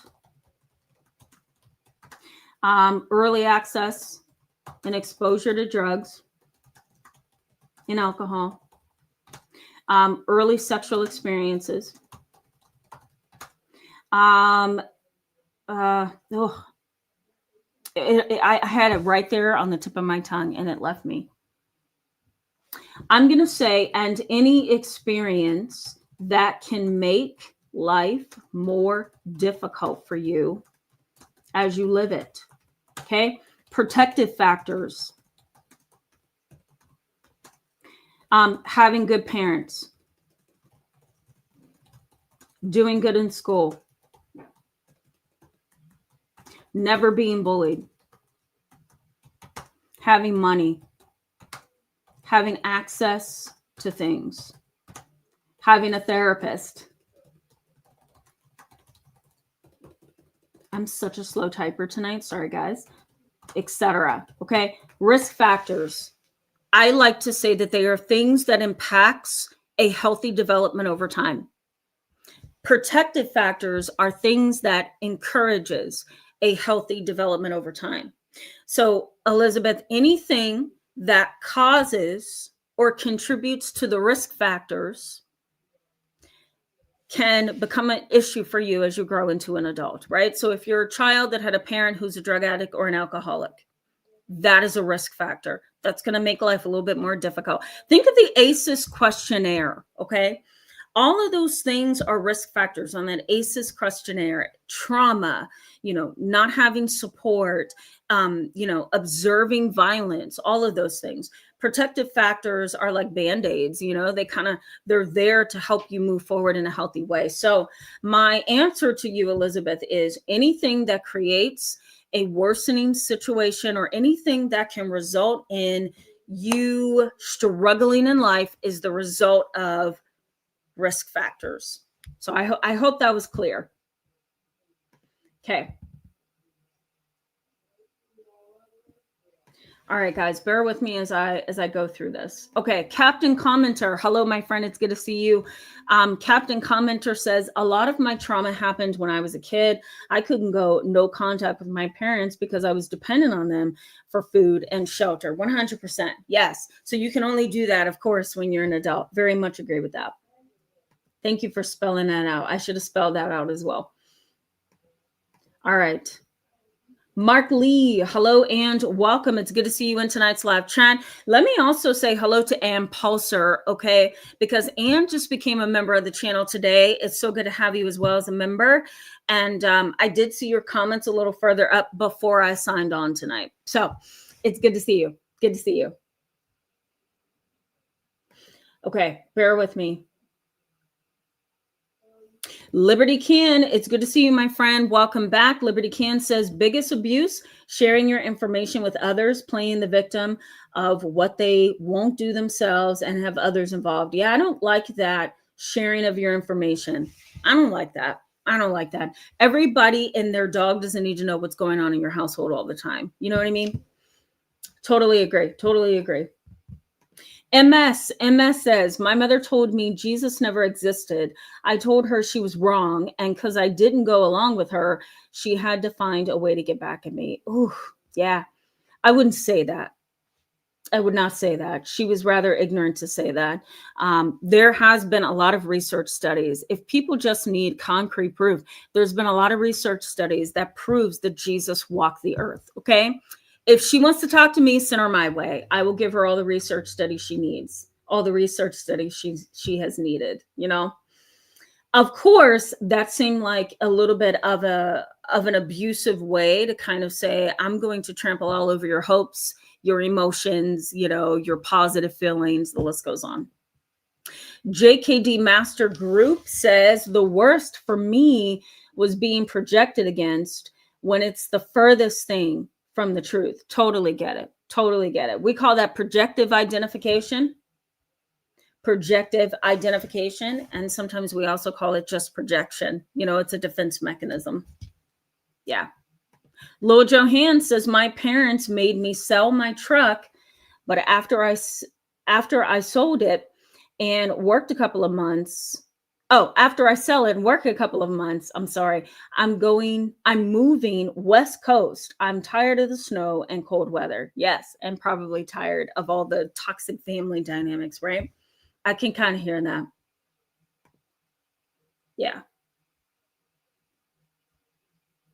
Yeah. Okay, let's keep moving, guys. Excuse me. Okay. I'm wearing down. Can you see that? Okay. Sharon Woodson, I'm just going to post you up here because you're so grateful. And yes, I just saw another comment. I'm sorry, I get so distracted easily on Fridays. Sharon Woodson, I think that's so sweet. Weren't they wonderful with you? I can't sometimes regulate the chat box and giving you guys the data and the information and the engagement. So I love you guys for taking that piece, and you guys take it so nicely. And so Sharon Woodson is thanking all of you. I know. I thought it was so sweet. That's wonderful. Anime Girl 1609, you're welcome. You're welcome. I hope it's helpful and I hope it's insightful. Penny and Rose says Native American. Oh my goodness. Yes. The other half of my bloodline from German to Native American. On my grandmother's side, there's also African roots, and they are the most strict when it comes to parenting, right? My great grandmother, she was strict. She was strict, guys. You couldn't breathe the wrong way. At one time, my mom was giggling and laughing at something, and my great grandmother looks at my mom and she says, "Stop all that laughing." Okay. And she was like, she was Native American to her heart. Okay. Remedies, culture, music, dance, everything was Native American for my great grandmother. Okay. And this, of course, is on my dad's side of the family. Oh my Lord. My mother was just giggling and laughing at something. And I remember being a kid thinking, what was wrong with laughing? My mom was laughing with one of her friends, laughing with one of my other family members. And she looks at my mom and she says, "Stop all that laughing." And my mom responded and she's like, "Laughing makes you simple." And I'm like, whoa. That's a lot, Granny. You didn't have to go there. But, she was very, very strict. So you're right, Penny and Rose. The Native American culture is strict. Not always, but most of it is. Most of it is. Brondo, hello and welcome. It's good to have you back tonight. Always glad to see you. Thank you for this. Naftuzja. Naf or Naf. Tuzja. I feel like it's Naftuzja. Thank you for the super chat again. So grateful for that. And your question is, if there is no support network, how can one find comfort within? I have been practicing self-hugs. Oh, I have a client that practices self-hugs. And you know what? They say it works. So if it works, keep doing it. She goes on to say, and that's been helpful, but are there other tools? I wish there was a support group. I wish. Now, for those who are in Pennsylvania, in Ohio, in Virginia, where I do most of my work, Sometimes I haven't done it in the past 2 years. It feels like since COVID, I just kind of dropped it. But I was doing a lot of group therapy for kids, for teens. I did group therapy for adult children of emotionally detached parents. I also used to do like family groups as well, where families would come in and we would do, group therapy, and we'd engage in conversation. So you may be able to try one of the therapist directories like psychologytoday.com, goodtherapy.org, and you can look for therapists who provide group therapy. Your insurance will cover it if you have really good insurance. Medicaid also covers it, Medicare, and you could just go to a group therapy session. Usually they're 2 hours to 3 hours, and you can choose the topic that you are interested in. If you can't find group therapy support groups, you can go to NAMI.org, NAMI.org. You may be able to find a local NAMI group who can provide that kind of support for you as well. And don't forget that there are online support groups. Okay. So you can also do that. So those are a few things that you can do. Okay. Back to the content, guys, because I want to make sure we wrap up here in just a little bit, okay? Impact. How does this impact you? In a lot of different ways, okay? 1, impaired emotional intelligence. Impaired emotional intelligence. How can you be emotionally intelligent? When your parent has gone from this emotional extreme to that emotional extreme. How can you be emotionally intelligent? When your parent has blocked all your attempts to be open, honest, emotional with the parent, right? So you kind of, emotional intelligence can kind of get snatched from you because of the traumatic and unhealthy dynamic that you are in, right? So there's kind of like this, how can I put this? I'm going to say lack of buffering positive factors. Lack of buffering positive factors. Emotional intelligence is a buffer. It's a buffer to abuse. Having a very caring cousin, aunt, uncle, whatever, that can take the place of mom or dad, positive buffer. Being able to go to therapy growing up to deal with the trauma, to deal with the absent parent, positive buffer. So there's a lack of buffering positive factors. That's a lot to say, right? There's also these cumulative, and what's the word I'm looking for in this one? There's another word that's right there, and I can't remember what it is.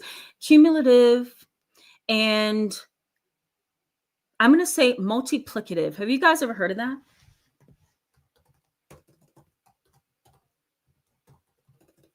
I'm going to put it here for you. So there's cumulative and multiplicative effects, meaning a variety of things has impacted you. Abuse, neglect, psychological and emotional harm, complex PTSD symptoms, maybe even post-traumatic stress as well, chronic stress. Maybe you have also had this kind of vicarious trauma where somebody else's trauma, mom's domestic violence trauma, has impacted you, right? So we call it cumulative and multiplicative effects, right? Which really means negative effects from multiple areas of your life experience with the parent. Okay, I'm going to put that in the chat box. Okay, there we go. Poor emotion regulation. Remember earlier we talked about co-regulation. Poor emotion regulation. You may also have digested or ingested over time that your inner voice and opinions, your inner voice may say to you, I should put it that way, that your opinions and your voice do not matter. So you can actually begin to internalize, and it can become an inner voice, that your voice, your opinions, your thoughts about things, your, standards about things, none of that matters. None of that matters. You may also kind of develop this this attitude that says even good things are bad. Even good things are bad. Why? Because growing up, mom or dad said, I can't do that. I shouldn't feel that. I don't need to feel that way. I'm not allowed to think that way. I am barred completely from thinking that way or feeling that way. And so now that you're an adult, you've kind of digested that certain things that are supposed to be good are bad, or certain things that you think is good really is bad. So you kind of develop this kind of confusing mentality that says other people experience this good as good, but I experience it as bad. Does that make sense, guys? You may also kind of fall into this pattern of non-reciprocal relationships.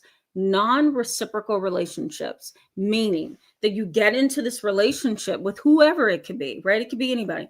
It's not reciprocal. It's not back and forth. It's truly not. It's one way.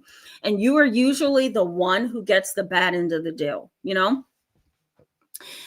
You can also develop this kind of inaccurate perception of yourself and reality. This inaccurate perception of yourself and reality. You kind of get into this pattern of, this is the way life has always been for me. This is the way that I've always seen life, and this is the way life is. And that is not always the case. You can change and transform your life and your mind and your relationships and all of that. But it's hard to see that when you've had a parent who is unavailable, who is emotionally immature, and they haven't helped you kind of explore the world and learn about your thoughts and emotions and grow and learn, right? So you kind of develop this inaccurate picture of yourself and the world, and sometimes yourself within the world, and that can boomerang. It can boomerang. This is a lot, right, guys? Tomorrow we're going to talk just a little bit about the psychology of dreams. Okay, the psychology of interpreting and managing your dreams. That's going to be a part of a bigger conversation, which is kind of similar to tonight. So it's really looking at the family dynamic, okay, and how sometimes part of that family dynamic is you may have these spiritual, these dreamlike,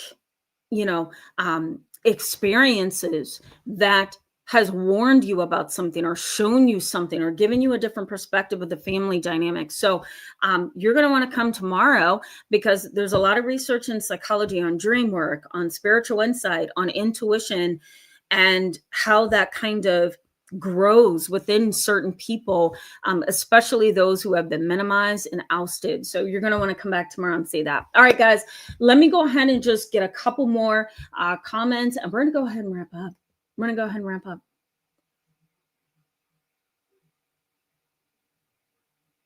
Okay. Here you are, Ann Pulsar. I haven't seen you all night. It's like I couldn't find any of your comments, and you're commenting. So it's not you, it's probably me. So I'm just going to put your comment up on the screen for a second. Phoenix says, kids are so smart, aren't they? Aren't they? I love them because they know more than me sometimes. I've asked a lot of my kid clients from time to time in the office, can you tell me what that means? And they tell me like a pro, Phoenix says, kids are so smart. Adults made it clear the children were to be seen and not heard. If you were crying from getting screamed at or treated like crap, you'd hear, keep it up and I'll give you something. Yeah, that's so true. Keep it up and I'll give you something to cry about. Or keep it up and you're going to be on punishment. I've heard that too. I've also heard things like, nope, stay in a child's place. Okay, I get it. But there's a better way to deal with that. They can be in a child's place and still have questions and concerns and feelings, and you know what I mean? So there's a different way to relate to kids. Kids should have some space to talk and share, but within reason and with respect, So yeah, you're totally right about that. Yes, you're welcome. I hope it'll be helpful for you. Okay.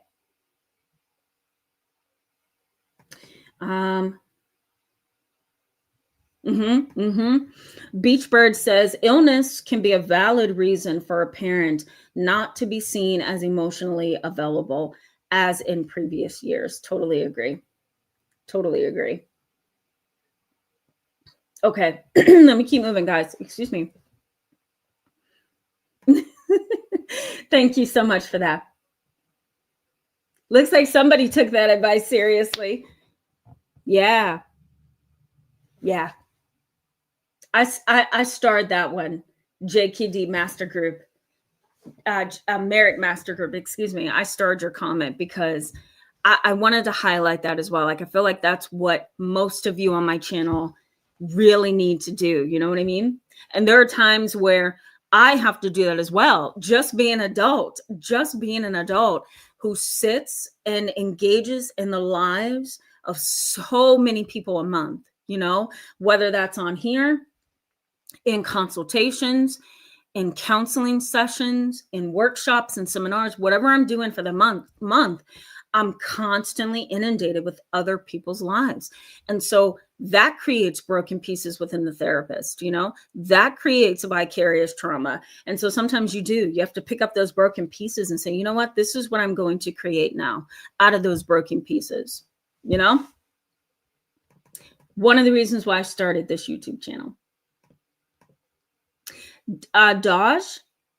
Yes, I think that's what I called you the first time around. Dodge says, I'm so glad that I didn't miss this class tonight. I love it here. That's so wonderful. And I'm always so glad to hear you guys and so grateful to hear you guys say that. That's wonderful. Okay, let's keep moving, guys. Thank you, MS. I appreciate that. I'm so glad that it hit home and that this is helpful. This is good. Juby Joe says, as a child, I used to pat my stomach because it was upset. You know what? I have a little, and I saw your conversation tonight, Juby Joe. I'm going to have to go back once we sign off and look at what you were saying. So sorry that, you know, you've kind of had that negative experience during tonight's live chat, just kind of remembering where you were. That's what I gathered as I'm going through the comments. But I have a young boy. He's such a cute kid. He's 10 years old, and he comes to see me once a month because he's just doing that great. But he usually, when he's in session, sometimes he'll just pat his stomach, you know, like I'm getting a little anxious, you know. So that's kind of like his self-soothing way of nurturing his inner parent. You know, he pats his little stomach. So. Okay, Laura Fitz says reparenting, focusing on self-care and love. Yep, 100%. I also think too, striving, if you happen to be a parent, striving to be a better parent than your parent, I think, is kind of reparenting yourself as well. Because everything that you're doing for your own children is something your parents should have did for you, right? And you're giving your child a wonderful experience, while also at the same time, kind of, what's the word I'm looking for? Touching those periods of yourself on the inside, or touching those deep voids on the inside that have been created by your absent or immature parent, you know? Okay, let's keep going, guys. One more or a couple more comments. I just want to make sure that I haven't skipped over most of you. I don't want to do that, so.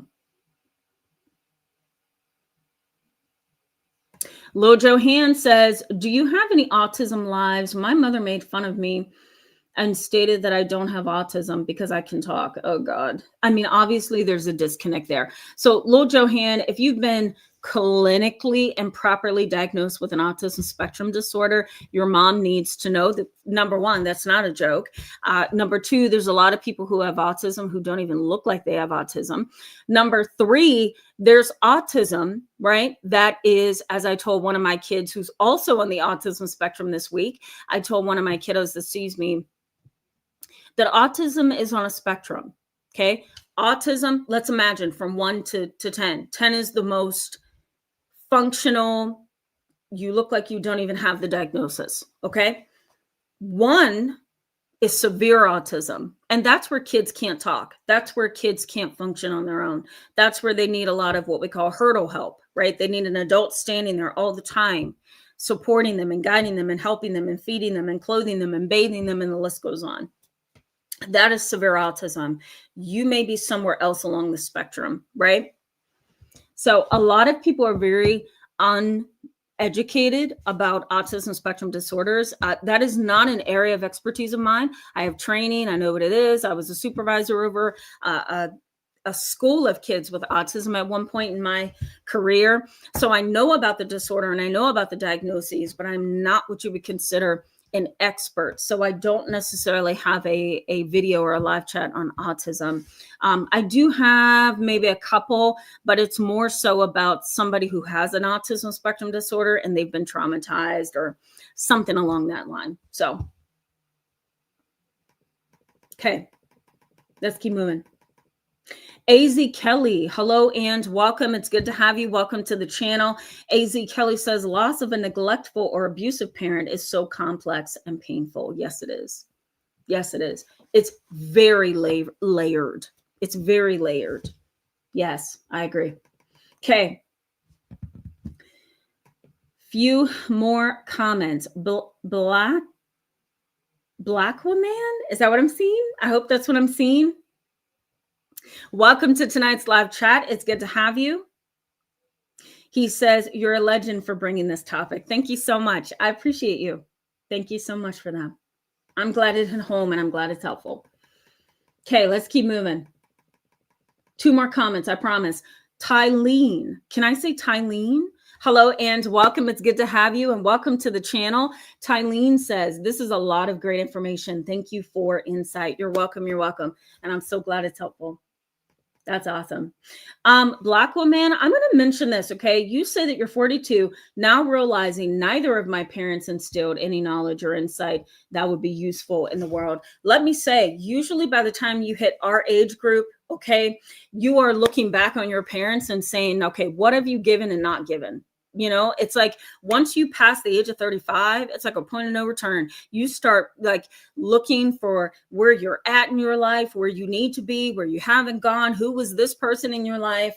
It's a very normal process and it should happen. It's a good thing to do. So you're at that ripe age, you know, where you can say, you know what?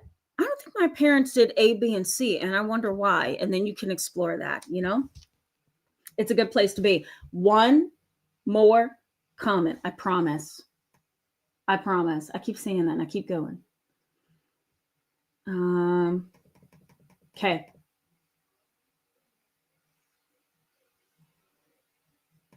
That was a sweet comment. Amber Shaw. I saw you talking about your daughter. That was sweet.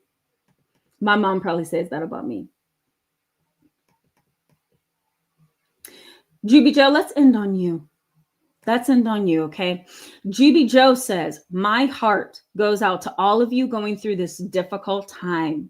I'm old and still struggling. You are not old, GB Joe. I like to say you are wise. You are wise. And I think it's wonderful. I want to end on you. I think that's where we need to end. We're running out of time. But also, I think that you are speaking for Sharon Woodson. I think you are speaking for, there was another person in the comments tonight that needed some love and compassion.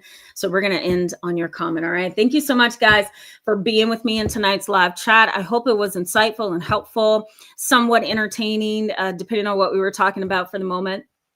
I hope you have a wonderful Friday. Come join me tomorrow. We're going to continue this kind of family dynamic, parent-child exploration with some interesting dream work and intuition and a little bit of spiritual edges to the next topic. So come join me tomorrow. All right, guys, have a wonderful Friday. I look forward to seeing you tomorrow. Bye-bye.